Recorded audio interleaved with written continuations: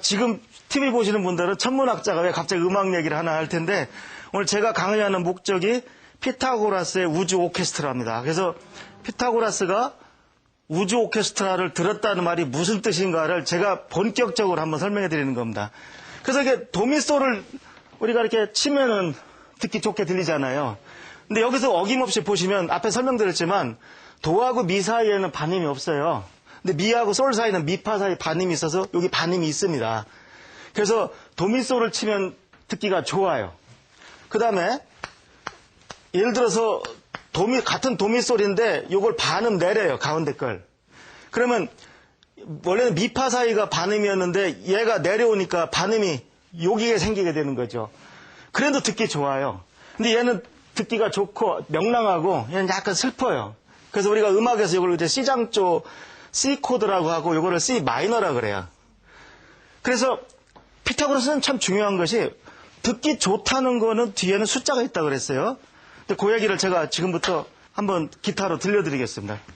자, 우선 피타고라스는 너무 연구를 많이 했어요. 근데 이런 것도 발견했어요. 보세요. 이 어떤 기타 줄이 있으면 소리가 있을 거 아니에요? 이게 무슨 소리는 상관이 없습니다. 근데 요 지점이 기타가 절반이 되는 지점이에요. 선의 길이가. 그럼 어떤 음이 날까요? 길이가 짧아지면 어떻게 돼요? 소리가 더 올라가겠죠? 근데 정확하게 한 옥타브가 올라갑니다. 절반을 짚으면. 보세요. 예. 이게 앞에 친 것이 도면은 뒤 거는 한 옥타브 도가 됩니다.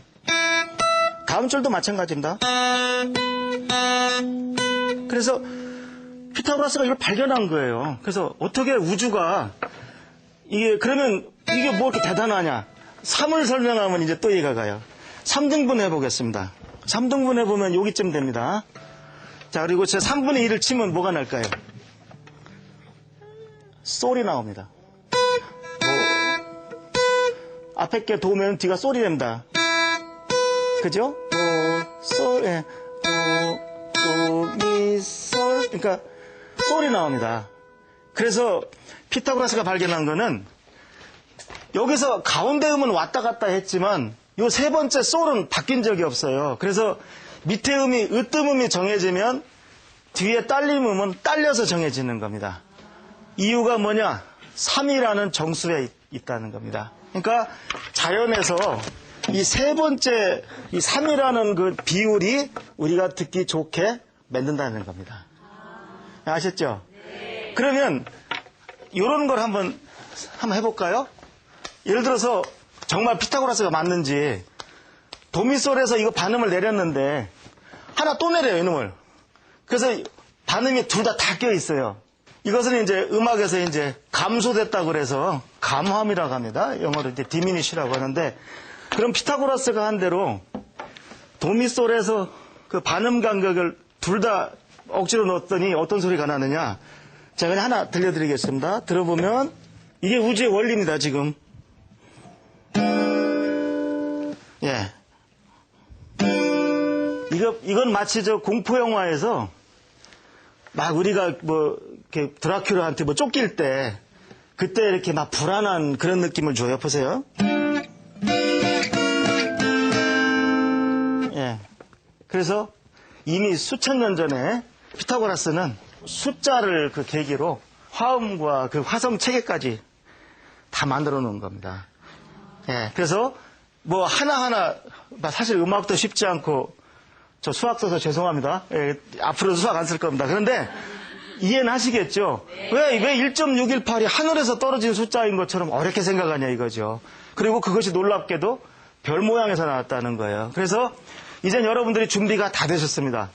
피타고라스가 밤하늘을 바라보며 나는 우주의 오케스트라를 들었다 이렇게 외쳤을 때는 어떠한 자부심이 있었느냐. 자, 모든 우리가 귀에 듣기 좋은 화음은 하나의 반음 원칙이 있고, 그 다음에 아름답게 보이는 도형, 모든 거에는 황금 분할이 있고, 그러니까 우주가 절대로 적당히 만들어지지 않을 거라고 확신하는 거죠. 그래서 다시 말씀드리면 이제 수성과 금성과 그 뒤에 뭐 쭉 또 이제 있을 거 아닙니까? 그 다음 차례가 이제 이게 천동설 우주기 때문에 이제 해가 오는 거죠. 제가 다시 한번 말씀드린다면 해를 아무데나 그리면 안 됩니다. 그런데 이런 행성들이 우연히 이렇게 돌게 된 것이 아니고 어떤 그 음악의 비율을 맞춰주면서 돌고 나는 거기서 오케스트라가 내 귀에 들린다 이 얘기입니다. 얼마나 그게 그 장엄한 말입니까? 그런데 우리가 이제 이 부분이 역사에서도 나오고 여러 부분에서 나오는데 철학에도 나오고 그런데 이 부분은 천문학자가 설명을 해야 됩니다.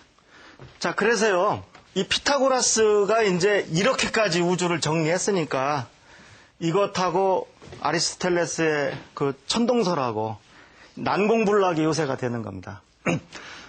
학술적으로도 그 당시 관측 그 결과만 갖고 봐도 완벽한 데다가 철학적으로까지 해석이 됐으니까. 그래서 이제 근데 제가 여기서 하나 꼭 소개해 드릴 게 있어요. 자, 학술 용어를 좀 몇 개 보시겠습니다.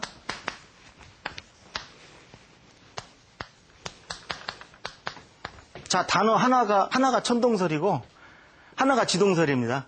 어떤 게 천동설일까요? 예를 들어 지구가 하나의 커다란 자석이잖아요. 그죠? 아시죠? 근데 지구의 북극이 N극일까요? S극일까요? 지구의 북극이 S극입니다. N극이면 제가 안 물어보죠. 예. S극이기 때문에 N극과 S극이 잡아당기니까 나침판에 N극이 가리키는 겁니다. 만일 지구 북극이 N극이면 S극이 가리켜 맞는 거죠. 이해가 되시죠? 예. 그렇게 잘못 알기 쉬운 것이 몇 개가 있는데 이게 대표적이네요. 대부분 사람들이 지오 그러면 이 어간이 지구 땅 같잖아요. 이걸 지동설이라 생각을 해요. 근데 그렇지가 않고 지구가 가운데 있으니까 이게 천동설입니다. 여기 보시면 지구가 가운데 있죠. 그래서 지오센트릭 유니버스가 천동설 우주입니다. 그 다음에 힐리오는 해란 뜻이에요. 예, 그래서 힐리오센트릭이면 힐리오센트릭 유니버스가 바로 지동설이 됩니다. 그래서 이게 시험에 많이 틀려요. 그래서 제가 이거는 그냥 참고로 설명드리겠습니다. 그래서 그러면 이 천동설하고 지동설 우주가 이게 나왔을 때까지 우리가 이제 알아낸 천체가 수성이 있고 금성이 있고 지구는 뭐 우리가 사니까 우리 눈에 보이는 것만 쓰죠. 화성이 있고 목성이 있고 토성이 있는 겁니다. 그 다음에 이제 우리가 물론 해가 있죠. 그래서 이 토성까지 그러니까 밤하늘에 보이는 다른 뭇별들하고 달리 이 행성이 5개가 우리 지구를 돈다는 걸 발견한 것 자체도 대단한 겁니다. 그래서 인류 문화 유산이죠. 이 자체가. 근데